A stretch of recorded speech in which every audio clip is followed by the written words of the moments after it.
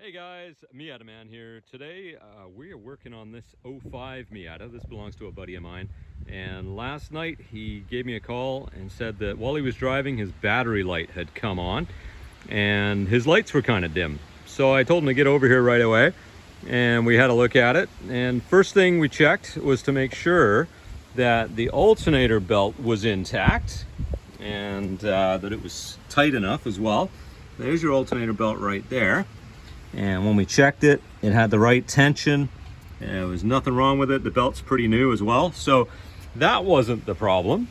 So we went around to the back of the car and we located the battery, which is in this corner of the car on the right side. And so we pull the carpet back and we pull this cover out of the way, and there's your battery. So first thing I did, check the terminals, make sure they're not moving, make sure that they're nice and tight. So we're all good there. Now, next step for me, because I have one of these, is to hook up a tester to the battery. Make sure the battery's okay. Now, this is the negative. This is the positive. There we go. So, with those guys clamped on there, we can see how the battery looks, how much current it has. So battery's sitting just above 12 volts. So battery's okay. So that's where we're at right now, okay? Now, it was a different story before we started. The battery, when we checked it, when it arrived last night, was really low. I've actually charged this battery since. Now, when I ran the car with the tester on, it showed me that the alternator was only putting out 11 volts. That means it's draining the battery the whole time it's running. So 11 volts is right here. So that's with the car running. Now, the car should be, while it's running here, you can see it says charging system. It should be in the middle of that green zone on the charging system, which is about 14.5 volts if that alternator's healthy. And we were right here in between the 10 and the 12 at 11.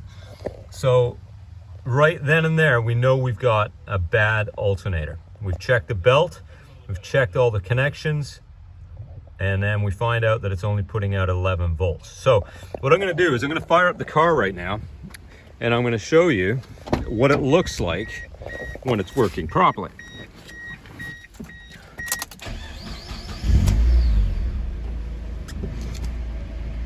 See, no battery light, good thing.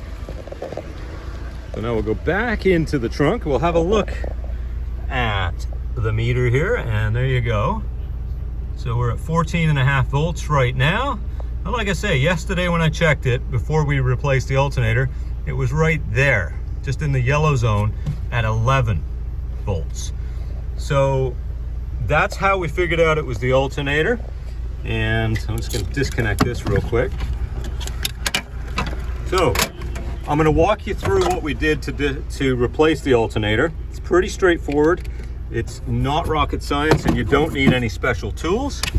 So we'll tuck that all back in, make it look good.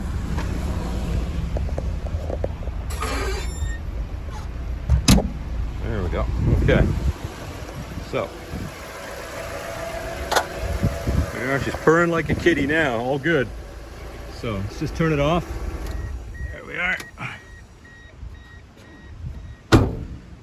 All right, so to replace an alternator on one of these, first thing you want to do, go in the trunk and disconnect the battery. Okay, don't do anything until you've disconnected the battery. Okay, let me remind you again, disconnect the battery. Okay, good. So then you want to, after you've disconnected the battery, do this one here. Okay, that's the main power that comes into it. If you do that while the battery's connected, you could have some major problems. You might fry yourself, so don't touch that until you've disconnected the battery. So undo that. That one on this is actually a 12 millimeter nut. Some of them on the remanufactured ones have a 13, not sure why. Usually on all the Mazdas, the 13 is not present. So to disconnect the old alternator, which we're looking at the new one because this we just put in today. So, but to undo this thing, what you want to do is remove this 12mm bolt here, then the adjuster bolt will come right off. You probably want to back this off a little bit. So turn it counterclockwise to loosen it. Then undo this, and then you'll be able to slide this right out. Okay? Then you'll be able to move the alternator forwards. The belt will come right off. Then underneath here, I'm going to show you the pivot bolt. Where is it? There it is. That's the end of the pivot bolt right there in the middle of the screen. Okay?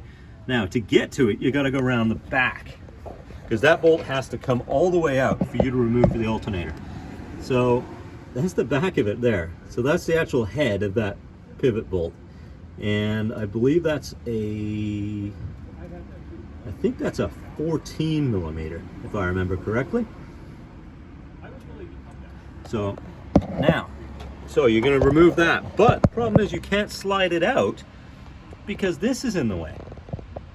Okay, so up here you see those two 14mm bolts?